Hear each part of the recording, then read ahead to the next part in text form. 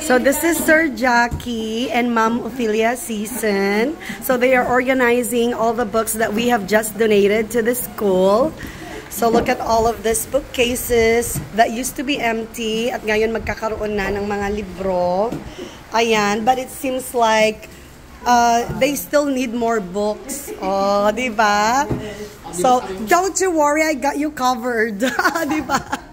So sa susunod, okay.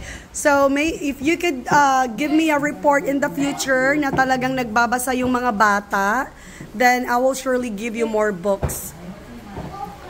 Ayan.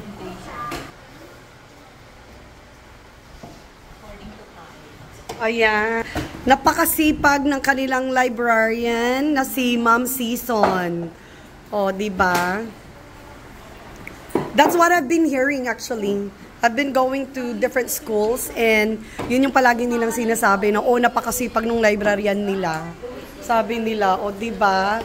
So that's, for those who don't know, Ma'am Ophelia Season, that's her right there.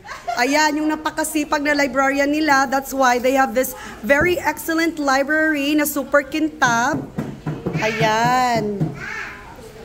Na malapit ng kasing kintab ng noo ko. Ayan ang galing nila mag-organize. Yeah, so I think you need more picture books. Yes, ma'am. Ayan, kasi parang mas marami yung naibigay namin na chapter books.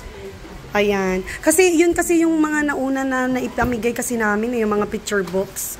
But this is good. That's you're actually organizing here right now. Dahil nakikita ko yung kailangan ninyo. And oh my goodness, look at this series ito. I love this. Yeah, si Arthur. Yeah, series yan. Yeah.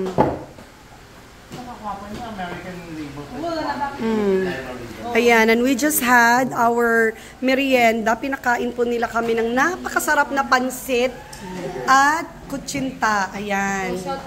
Shout out po kay Ma'am Paningbatan, di ba? Yes, ang napakasarap ng kanyang pansit. Ayan.